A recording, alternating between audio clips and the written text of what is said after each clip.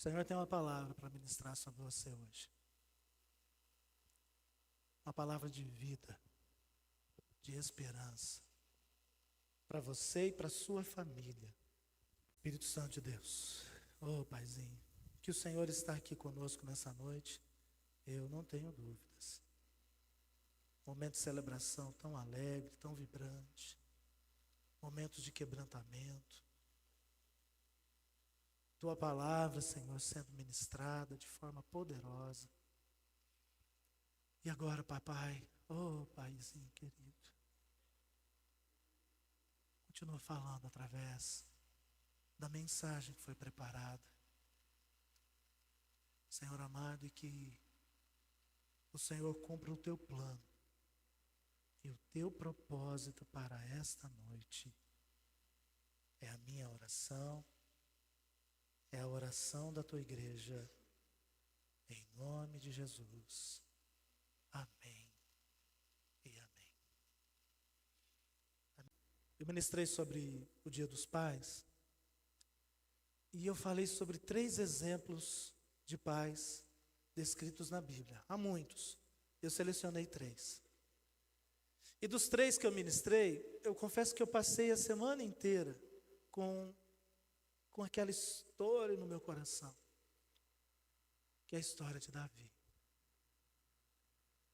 A história da paternidade do rei Davi, os problemas que Davi enfrentou, enfim, de tudo que eu li, planejei, preparei, orei, eu tenho, enfim, eu gosto muito de ler, eu leio bastante, escrevo bastante. Bom, escrevo bastante, vocês notam pela pregação, né?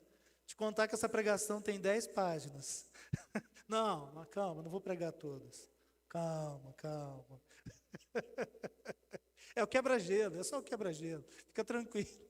Sabe, queridos? Então, assim, e Deus foi falando ao meu coração, fiquei ali orando, clamando, refletindo, e meus amados, minhas amadas, eu preciso pelo menos citar de novo um trechinho daquilo que Deus ministrou a nós sobre Davi, como um alerta para mim e para você, com relação à nossa família.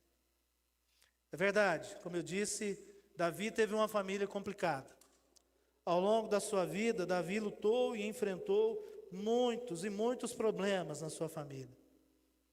Ele, em 2 Samuel 18:33, diante da morte do seu filho Absalão, depois que Absalão foi desleal para com o próprio pai, depois que Absalão tentou tomar o reino das mãos de Davi, depois que Absalão cometeu um ato de uma violência sexual contra todas as esposas que Davi tinha, depois que Absalão matou o seu irmão Amnon, depois, enfim, de uma tragédia familiar, Davi recebe a notícia da morte do seu filho, e ele disse assim: meu filho, Absalão, meu filho, quem me dera eu morresse por ti. Davi talvez tenha sofrido naquela hora uma das dores, eu pelo menos imagino, que seja uma das dores mais lacinantes. Sabe o que é uma dor lacinante? Uma dor que parece que vai rasgando a pessoa. Davi sente uma dor lacinante, parecia que a sua alma e o seu corpo estavam sendo rasgados, porque, meu irmão, não é natural, minha irmã, um pai sepultar os seus filhos. E sobretudo diante das tragédias que ele viveu. Ele sofre, ele entende toda aquela realidade, então ele é confrontado com essa dor de ter o seu corpo rasgado, a sua alma rasgada por um sentimento. Davi conseguiu conquistar o coração de Deus. Davi conseguiu conquistar as nações ao seu redor, a admiração de reinos, de gente poderosa, mas Davi nunca conseguiu ter o coração dos seus filhos.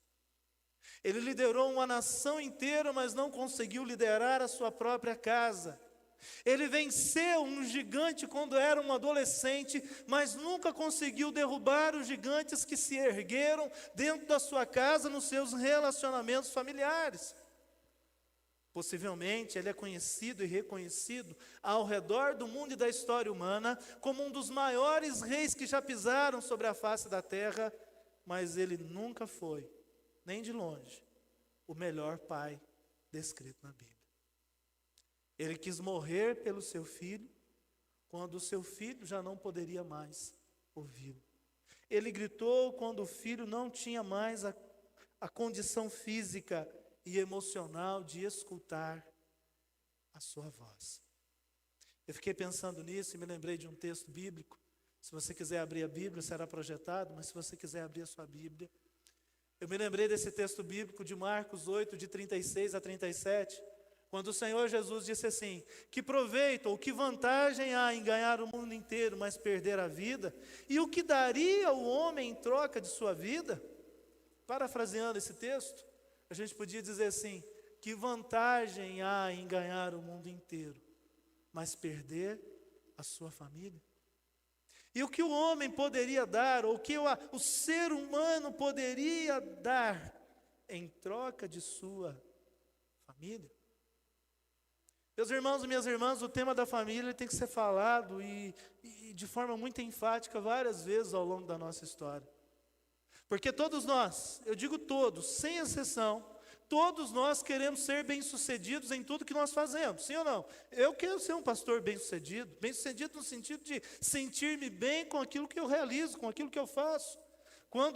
Sabe, amados, nós queremos ser bem-sucedidos. Agora, em nome de Jesus, entenda que o lugar em que eu e você precisamos de forma muito contundente sermos genuinamente bem-sucedidos é no nível mais profundo dos nossos relacionamentos, que é o nível da família. Você pode ser um excelente profissional, aliás, deve ser, nós devemos buscar a excelência em tudo que nós fazemos. Mas nós precisamos também viver relacionamentos de excelência dentro da nossa casa. A nossa família, queridos, é um lugar vivencial, onde eu e você precisamos nos tornar bem-sucedidos, bem-sucedidas. Meus irmãos e minhas irmãs, hoje a família é uma casualidade necessária. Tem muita gente que pensa assim: por que eu quero dizer com casualidade necessária? Muitas pessoas pensam assim: eu vou me casar, eu vou ter uma esposa, falando de um homem, eu vou ter uma esposa, possivelmente depois de muitos anos, porque essa geração de hoje, ela pensa assim: depois de muitos anos, daqui 10 anos que a gente tiver já estabelecido, com a casa, com um emprego garantido, com uma boa renda, quando tudo estiver certo, a gente pode pensar em ter filhos. Não é assim? Essa geração que casa agora, elas não têm uma mentalidade completamente diferente. Que bom, porque por um lado isso é bom, gente. Né? O inverso é que é perigoso, né? Quando casa, porque, enfim, apressou a encomenda do filho. Isso que é o problema. Mas quando assim é programado, só que a questão é o seguinte: essa mentalidade é assim. Então, quando puder, a gente vai ter filho, mas também, se der errado o casamento, é só separar. Família não é uma casualidade desnecessária, muito pelo contrário. A família é um bem, é uma dádiva. E buscar o sucesso abandonando a sua família, buscar a realização em detrimento da sua família, é a maior das ilusões do século 21. Ilusão, você sabe que é uma miragem, é algo que não se realiza. Dentro de um ambiente saudável, familiar, nós aprendemos sobre o senso do amor. Que é coisa mais linda do que a gente aprender a amar dentro de casa, o filho expressar amor pelo pai e pela mãe, o pai expressar amor pelos seus filhos, pelas suas filhas, os casais que ainda não têm filhos, o marido expressar amor pela sua esposa. O carinho, a afeição, o respeito que nós precisamos gerar dentro de casa. Sabe, meus amados, eu quero nessa noite te desafiar a não reproduzir a história de Davi, que gritou quando os filhos não podiam ouvir, que quis morrer pelo seu filho, quando na verdade ele nunca viveu por eles. Nós podemos mudar essa história, sim ou não? Como podemos mudar essa história? O desafio para nós, gente, é permanecer junto, sim ou não? Não é difícil a gente às vezes permanecer ao lado de alguém? Alguém que é diferente, não é? Sabe, não é difícil. O desafio é a gente permanecer junto. Porque são tantas coisas que acontecem hoje que querem nos distanciar. Agora a questão é, o que nós devemos fazer para permanecermos juntos? E eu vou trabalhar. Como que a gente pode trabalhar para permanecer junto? Em primeiro lugar, demonstre apreciação. Amém? Demonstre apreciação. Sabe aquele olhar assim de admiração que você tem para o seu marido, para a sua esposa, ou que você tinha quando decidiu namorar com ele ou namorar com ela? Aquele olhar de admiração que você tinha com o seu pai, com a sua mãe, dizer assim: uau, meu pai é o maior pai do mundo, a minha mãe é a melhor mãe do mundo. Você ainda tem isso ainda? Você ainda conservou isso? De olhar para a pessoa que convive com você todo dia com um senso de admiração, e não com aquele senso assim: isso aí eu conheço, você é um bagunceiro sem limite, isso aí não tem jeito, é rua sem saída, é porta sem chave para ser aberta, isso aí não tem mais jeito, não é caminho sem volta, é assim ou não? Ou será que você olha: não, é meu esposo, é minha esposa, quem está separado, enfim, quem ainda não é casado, é o meu pai, é a minha mãe, é essa pessoa que está do meu lado? Como é que você costuma chamar a tua esposa ou teu marido? Meu bem, meu cheiro. É? Sim? Não? Cheirinho, cheirinho? Meu benzinho? Como é que é? Como é que é isso? Como é que você se dirige aos seus filhos? Ô moleque, cria vergonha dessa cara. Como é que você costuma falar com eles? Ô meu querido, meu filhão, minha filhona. Como é que é isso, gente? Como é que é essa relação de admiração que a gente precisa ter uns pelos outros? Demonstrar, e aí não é só sentir, porque tem gente que pensa assim: não, ele já sabe que eu amo. Não, ela já sabe que eu amo e não tenho o que falar. Não, meus filhos já sabem, eu faço tudo por eles, eu não tenho que demonstrar nada. Tem sim, gente. Meus amados e amadas, a gente tem que aprender a valorizar quem está do nosso lado. Lembrar dos que já foram, sim, com muita saudade, mas valorizar quem está sentadinho aí do seu lado. Porque esse aí, essa aí, é o teu amigo, tua amiga, teu marido, tua esposa, teu filho, teu pai, tua mãe, enfim. Essa pessoa que compartilha com você da sua vida, é ele e é ela, que na hora final vai segurar a sua mão, vai te acompanhar até o último suspiro de vida. Possivelmente seja ele que escolherá a roupa que alguém vai te vestir quando você não puder mais fazer escolhas. Sabia que alguém vai escolher a roupa que você será sepultado? A não ser que você já deixe as instruções, né? Não, melhor deixar de surpresa, né? Você não vai ver mesmo? Deixa eles escolherem. Então valoriza quem está do seu lado. Aprenda a apreciar quem está do seu lado. A palavra de Deus, vamos ler um texto bíblico. Esse capítulo 2, abra sua Bíblia, vamos abrir a Bíblia. Está projetado, mas vamos manusear a Bíblia. Filipenses 2, de 1 a 4, a palavra de Deus diz assim: há alguma motivação por estar em Cristo? Há alguma consolação que vem do amor? Há alguma comunhão do Espírito?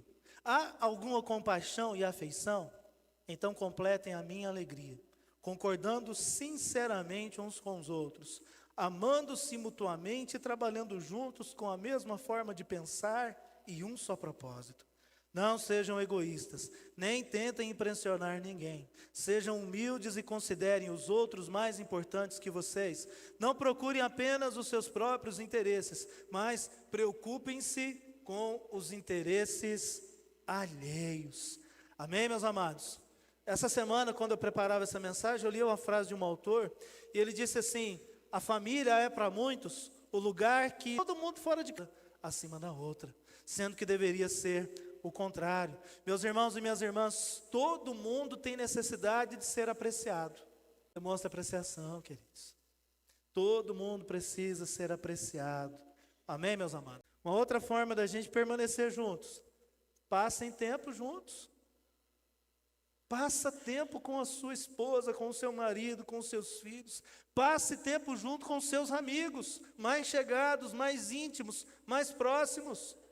Meus irmãos e minhas irmãs, o texto lá de Salmo 90 diz assim: ajuda-nos a entender como a vida é breve, para que vivamos com sabedoria. Em Filipenses capítulo 1, versículo 10, o apóstolo Paulo disse assim: quero que vocês compreendam o que é verdadeiramente mais importante. E eu vou te dar uma dica do que é realmente importante para você. Sua família precisa ser o compromisso mais importante em sua agenda. Pastor, eu tenho que trabalhar, eu sei. Mas você trabalha por quê? Pela sua família. Quando você volta para casa, você volta por quê? Pela sua família. Pastor, eu estudo o dia inteiro. Amém, muito bem. Por que você estuda? Pela sua família. Por que você volta para casa? Pela sua família. Quando você está doente, para onde você quer ir? Para casa. Você já viu isso, já passou por isso. Quando você conversa com uma pessoa que está internada no hospital, qual que é o grande desejo dela? Eu não vejo a hora de voltar para casa. Eu não vejo a hora de voltar para casa. Eu quero ir para minha casa. Minha cama, meu colchão, minha casa, minha esposa, meus filhos, enfim, o meu lugar, a minha história se realiza ali. O compromisso mais importante da minha agenda e da sua agenda tem que ser a nossa casa. Amém, queridos? Como é que a gente pode, então, trabalhar para passar tempo juntos? O que a gente pode fazer? Em primeiro lugar, seja criativo. Passar tempo junto não é só sentar no mesmo sofá e ficar lá 5h30 sem contar uma história, sem conversar uma palavra. Amém, gente? Não conversa comigo não que eu estou assistindo. Espera aí um pouquinho. Não. Ou está conversando e tá. O que você falou mesmo? Não. Seja criativo. Passar tempo juntos, a gente tem que entender que a comunicação acontece em todo lugar e em todo momento. Seja criativo. Faça uma caminhada junto com a sua esposa, com seus filhos, com seus amigos. Chama aí, gente. É a geração saúde. Amém. Misericórdia.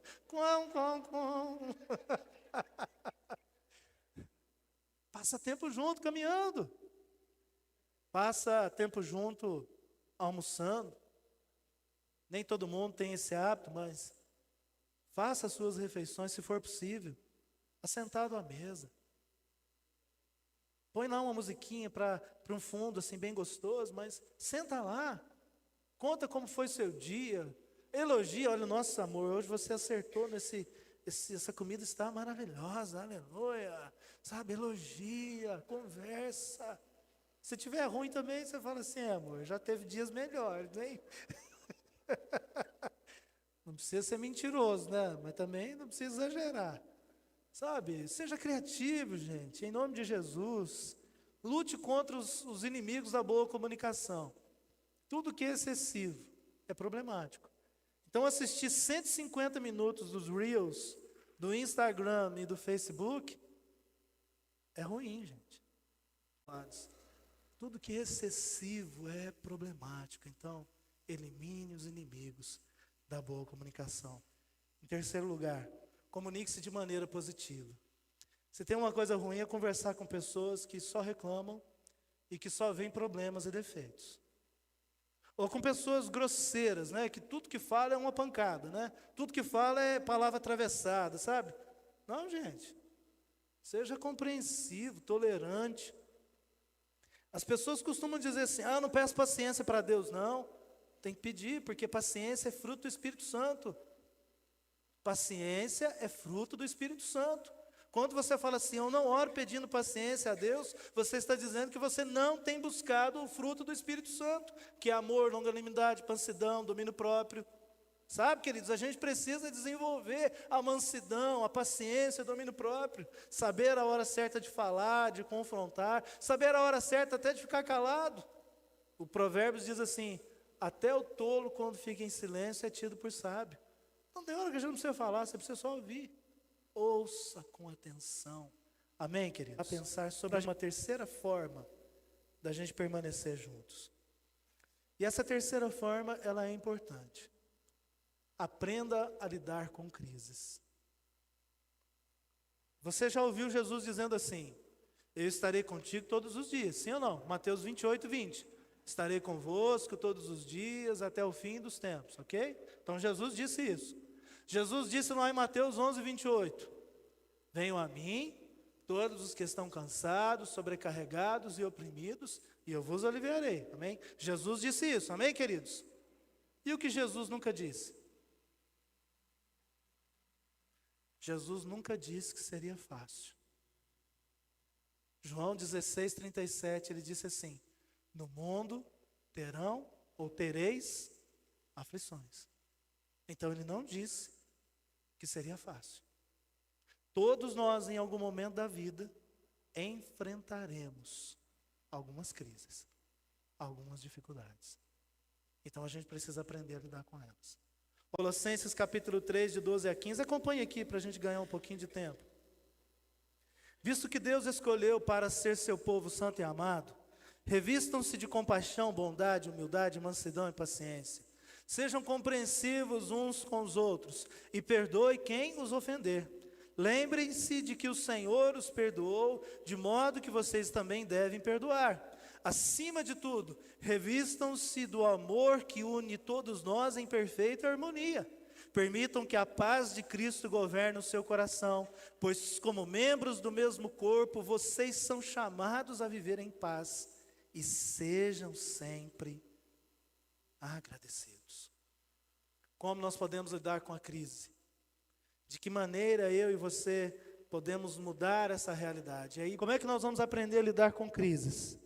Nós precisamos buscar um conceito hoje, eu quero desenvolver um pouco mais, eu quero até escrever sobre isso. Nós precisamos buscar o enriquecimento emocional e a maturidade.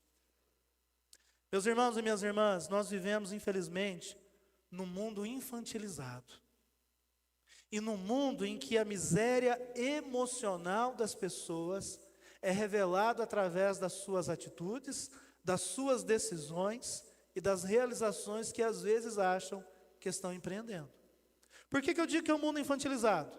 Nós cancelamos as pessoas, não sou mais amigo dele, não gosto mais dele, não falo mais com ele ou com ela. Nós desconstruímos a identidade das pessoas que caminham conosco como se nós nunca errássemos. E então nós transferimos para o outro ou para a outra toda a frustração que nós às vezes carregamos dentro de nós. E isso é infantilidade. A gente precisa entender que cada um tem um jeito de ser. Cada um tem uma forma de reagir diante das realidades da vida. Destruímos amizades por coisas tão banais, por coisas tão pequenas, por coisas às vezes que não têm a mínima proporção de uma verdade absoluta. Nós então abandonamos amizades, porque vivemos num mundo infantilizado, em que é mais fácil abandonar tudo e virar as costas. Nós vivemos num mundo de miséria emocional, e meu irmão e minha irmã, a miséria emocional não nos permite construir uma identidade profunda. Nossas raízes, nossas tradições, firmeza de caráter, firmeza de conduta. Um mundo emocionalmente pobre e infantilizado, em que meu irmão e minha irmã, nós não temos a capacidade às vezes de pensar na extensão do nosso destino. Identidade e destino. Onde nós queremos chegar. O que nós queremos atingir ao longo da nossa vida. Agora, como que a gente pode enriquecer emocionalmente e buscar a maturidade? Alguns conselhos. Não são os únicos, mas são alguns conselhos que eu quero deixar para você nessa noite. Um checklist aí, para a gente encerrar e ter um tempo de oração. Em primeiro lugar, não ataque as pessoas. O problema não é a pessoa, gente. O apóstolo Paulo disse isso. A nossa luta não é contra a carne e não é contra o sangue. Não ataque as pessoas. Não. De jeito nenhum. Por favor, em nome de Jesus. Em nome de Jesus. Nós estamos todos do mesmo lado. Amém? Seu marido trabalha ao lado de você, esposa. Marido, a esposa trabalha ao seu lado. Filho, pode até parecer que não, mas os seus pais trabalham ao seu lado. Trabalham por você. Pais, às vezes parece que não, mas os seus filhos também estão do seu lado. Não ataque as pessoas. Aprenda a perdoar. Amém, igreja? Isso é buscar a grandeza emocional. Isso é buscar maturidade. Uma segunda questão, um segundo conselho. Eu vou usar uma expressão que está bem na moda, né? Não seja conduzido por mentiras, né? Notícias falsas, por fake news. Ouça todas as partes, com atenção. Antes de você tomar partido de alguma situação, ouça todos os lados envolvidos. Ouça aquilo que alguém tem a te dizer. Valorize aquilo que alguém quer contar para você. É como um quebra-cabeça, gente. Você já montou quebra-cabeça? Demora. Você tem que pegar a pecinha e observar onde ela encaixa. E aí você vai montando quebra-cabeças até que o quadro fica completo. Isso leva tempo. E às vezes a gente até acha que aquela peça dá certinho naquele lugar. Mas a hora que você coloca, por mais que o desenho é igual, por mais que a forma geométrica seja igual, o desenho estampado ali, às vezes não corresponde com o quadro geral que está sendo elaborado. Então, meu irmão, não seja conduzido por fake news. E parece repetitivo, mas eu vou dizer mais uma vez para você. Pessoas são prioridade. Prioridade não é ter um carro novo, por melhor que seja ter um carro novo. Prioridade não é ter um palácio, uma grande casa. Prioridade é ter pessoas dentro dessa casa. Amém, queridos?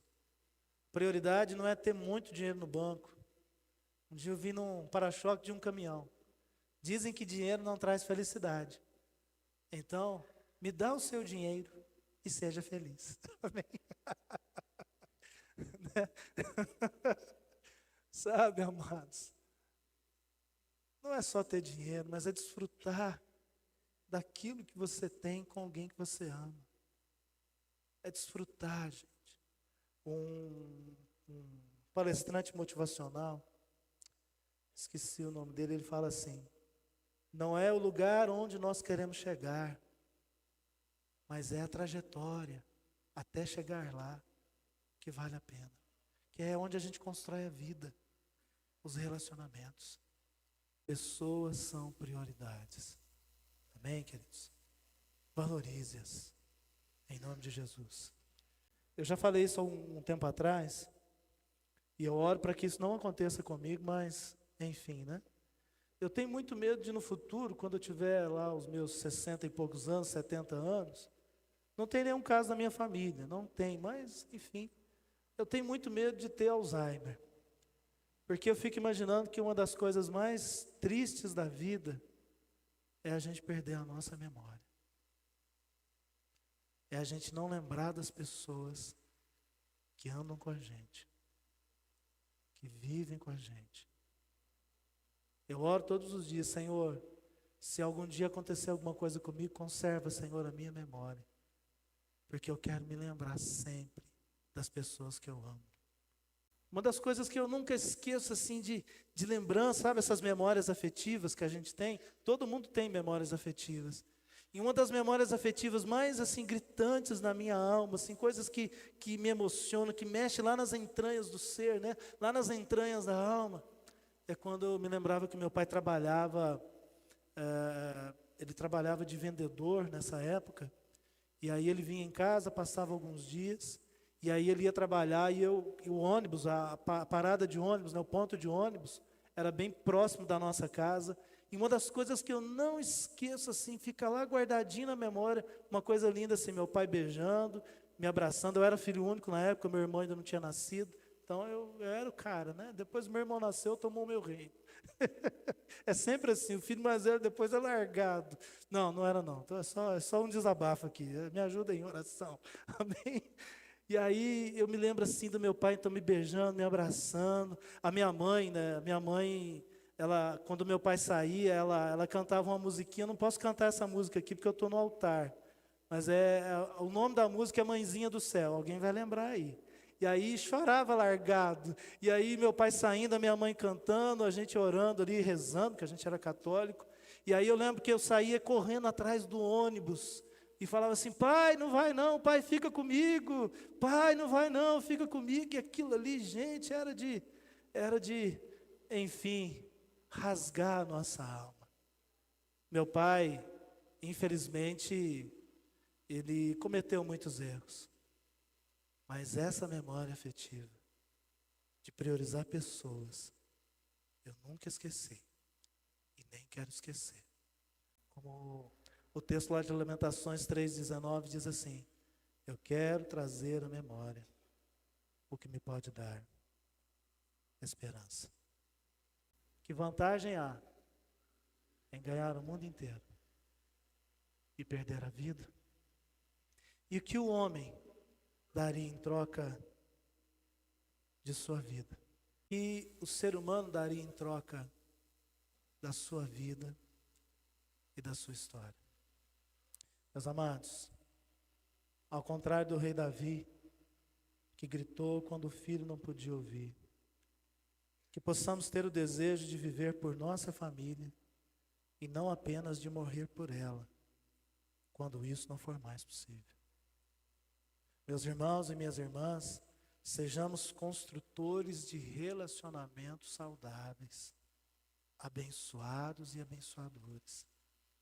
Que Deus te fortaleça, porque essa é a obra mais importante. As casas que a gente constrói um dia vão cair, mas as vidas que nós edificamos permanecerão de pé para o louvor e para a glória do Senhor.